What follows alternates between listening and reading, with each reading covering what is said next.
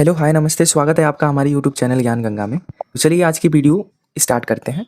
सबसे पहला क्वेश्चन ये है कि मानव पाचन तंत्र में वसा का पायसीकरण के लिए निम्नलिखित में से कौन उत्तरदायी होता है। तो ध्यान रखेंगे, वसा का पायसीकरण का मतलब ये होता है कि वसा का आकार थोड़ा बड़ा होता है, उसको छोटे छोटे कणों में तोड़ना, इसी को हम बोलते हैं वसा का पायसीकरण। और ये कहाँ होता है? ये होता है पीत लवण के माध्यम से। जैसे ही यकृत में क्या पाया जाता है? पित्ताशय पाया जाता है, उससे निकलता है पीत का रस। और उसी के अंदर देखिए, यहाँ पे मैंने लिखा भी है, इसका निर्माण जो पीत लवक है ना, इसका निर्माण पीत रस का किसमें होता है? यकृत में होता है। और यह पित्ताशय में संचित रहता है। इसमें कोई एंजाइम नहीं पाया जाता। इसको नोट करके लिख लीजिएगा कि पीत रस में कोई एंजाइम नहीं पाया जाता, इसमें लवक पाया जाता है और यही उपस्थित रहता है इसमें। और यही क्या करता है? जो वसा है उसका पायसीकरण करता है। ठीक है, पायसीकरण मतलब वसा की बड़ी गोलियों को छोटे छोटे गोलियों में तोड़ना, जिसे लाइपेज एंजाइम उन पर आसानी से कार्य कर सके। ठीक है, इसको ध्यान रखेंगे।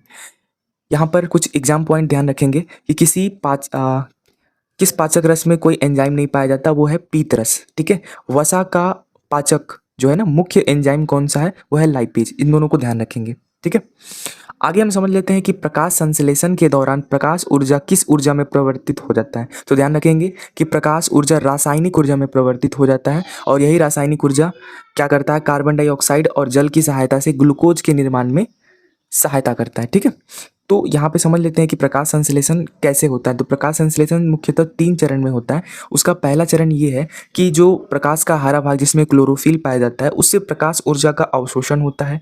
दूसरे चरण में क्या होता है? प्रकाश ऊर्जा को रासायनिक ऊर्जा में रूपांतरित किया जाता है। फिर जल के अणुओं को हाइड्रोजन और ऑक्सीजन में तोड़ा जाता है। और तीसरे चरण में क्या किया जाता है? जो कार्बन डाइऑक्साइड है उसको कार्बोहाइड्रेट यानी ग्लूकोज में अपचयित किया जाता है। इसको ध्यान रखेंगे। यहाँ पर एक और चीज़ ध्यान रखेंगे, जो प्रकाश संश्लेषण में जो ऑक्सीजन मुक्त होता है ना, वो जल से मुक्त होता है, ना कि कार्बन डाइऑक्साइड। एग्जाम में ये बहुत बार बच्चों को कन्फ्यूजन में डाल देता है कि निकलने वाले जो ऑक्सीजन है वो जल से निकलता है कि कार्बन डाइऑक्साइड से। तो ध्यान रखेंगे, जब जल का अपघटन होता है तो उसी से ऑक्सीजन गैस बाहर रिलीज हो जाती है। ठीक है, आगे हम समझ लेते हैं कि अवायवीय श्वसन के दौरान ईस्ट में ग्लूकोज के विखंडन का अंतिम उत्पाद क्या होता है। ध्यान रखेंगे कि जो श्वसन है ना, उसको हम 3 कैटेगरी में बांट सकते हैं, ईस्ट में, मानव के पेशीय और माइटोकॉन्ड्रिया में। तो ध्यान रखेंगे, जब ईस्ट में ऑक्सीजन की अनुपस्थिति में जब श्वसन होता है तो उस समय एथेनॉल बनता है और कार्बन डाइऑक्साइड और ऊर्जा बनता है। कितना ऊर्जा बनता है? 2 एटीपी ऊर्जा बनता है। इसको ध्यान रखेंगे,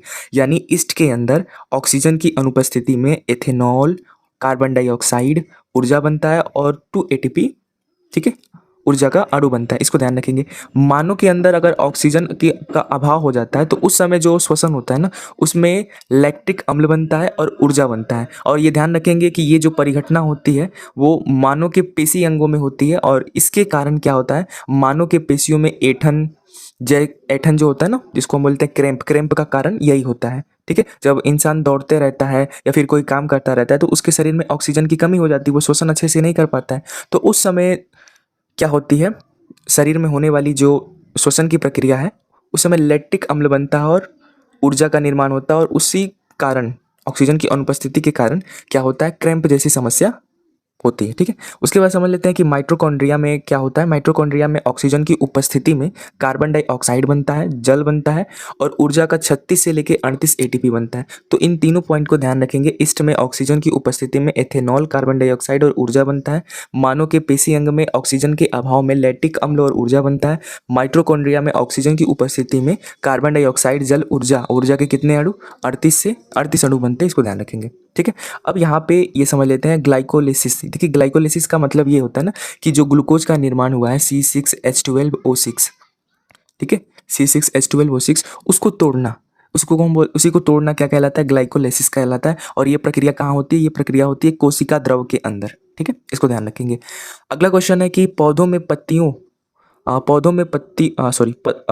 पत्तियों से निर्मित भोजन को पौधों के विभिन्न भागों तक पहुंचाने का काम कौन सा उत्तक करता है? तो ध्यान रखेंगे, 2 तरह के उत्तक होते हैं, एक होता है जाइलम और एक होता है फ्लोएम। अब इसको याद रखने का तरीका क्या होता है? जौ से जाइलम और फ से फ्लोएम, जौ से जल और फ से क्या होता है, फ्लोएम। ठीक है, तो यहाँ पर ध्यान रखेंगे फ्लोएम का मतलब क्या होता है। ये क्या करता है, ये भोजन जैसे कि पौधों के अंदर सुक्रोज, जो घुले हुए पोषक तत्व होते हैं उनका संवहन करता है, एक जगह से दूसरे जगह पे ले जाता है। और इसी प्रक्रिया को स्थानांतरण भी कहते हैं। ठीक है, और ये द्विदिशीय होती है। द्विदिशीय मतलब ये होता है कि ये अलग अलग दिशाओं में संपन्न हो सकती है। ठीक है, और इसमें एटीपी मतलब ऊर्जा का खर्च होता है, इसको ध्यान रखेंगे। इस वाले पॉइंट में क्या क्या याद रखना है कि फ्लोएम भोजन का एक जगह से दूसरे जगह पे स्थानांतरण करता है, और ये एक द्विदिशीय घटना है, कार्य है, और इसमें ऊर्जा का हास होता है या खर्च होता है, इसको ध्यान रखेंगे। जाइलम क्या करता है, ये जल और खनिज को जड़ों से ऊपर ले जाता है, पत्तियों तक ले जाता है, और ये एक दिशा होती है और इसमें किसी ऊर्जा का खर्च नहीं होता है, इसको ध्यान रखेंगे। ठीक है, मानव यकृत में संरचनात्मक और कार्यात्मक इकाई क्या होता है, तो ध्यान रखेंगे कि मानव की जो यकृत है उसमें मानव की जो यकृत है उसके अंदर कौन सी कोशिका पाई जाती है, क्या पाई जाती है, नेफ्रॉन पाई जाती है, इसको ध्यान रखेंगे। ठीक है, न्यूरॉन जो है तंत्रिका कोशिका में पाई जाती है, कुपिका ये जो होती है मानव श्वसन अंग में पाई जाती है, और यकृत कोशिका यकृत में पाई जाती है। ठीक है, तो यहाँ पे नेफ्रॉन के बारे में समझ लेते हैं। प्रत्येक यकृत में लगभग 10 से 15 लाख सूक्ष्म नलिकाएं होती हैं जिन्हें हम नेफ्रॉन कहते हैं। ठीक है, और नेफ्रॉन के मुख्य भाग जो होते हैं बोमर, कैप्सूल ये होता है, ग्लूमेरुल्स और हेनले का लूप। ठीक है, ये नाम अगर याद रहे तो अच्छी बात है, नहीं तो कोई बात नहीं, इसको छोड़ दीजिएगा। ठीक है, यहाँ पर न्यूरॉन कहाँ पाया जाता है, तंत्रिका तंत्र में, और ये उसकी कार्यात्मक इकाई होती है। कुपिका फेफड़ों में, ये उसकी कार्यात्मक इकाई होती है, इसको भी ध्यान रखेंगे।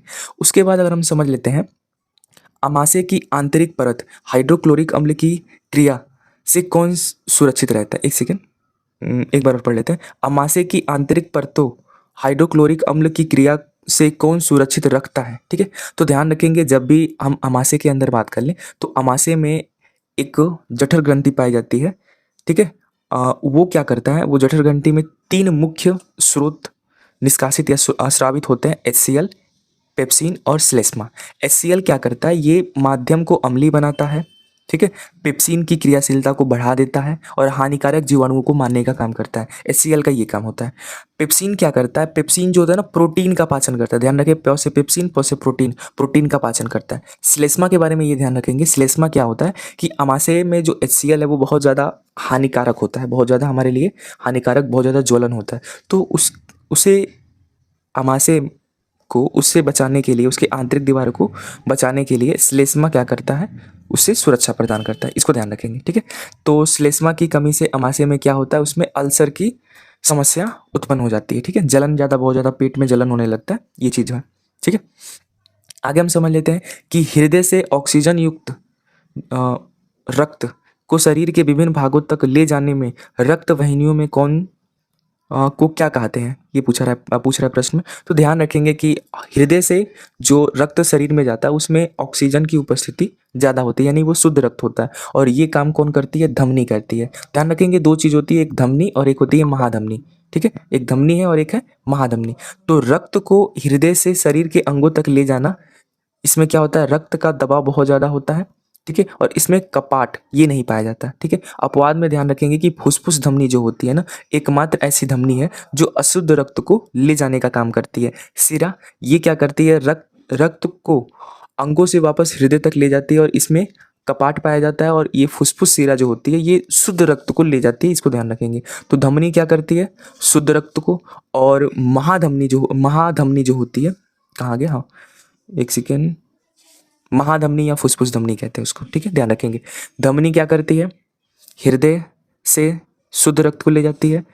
फुसफुस धमनी क्या करती है, ये अशुद्ध रक्त को ले जाती है। सिरा क्या करती है, ये अशुद्ध रक्त को ले जाती है। फुसफुस सिरा क्या करती है, ये शुद्ध रक्त को ले जाती है, इसको ध्यान रखेंगे।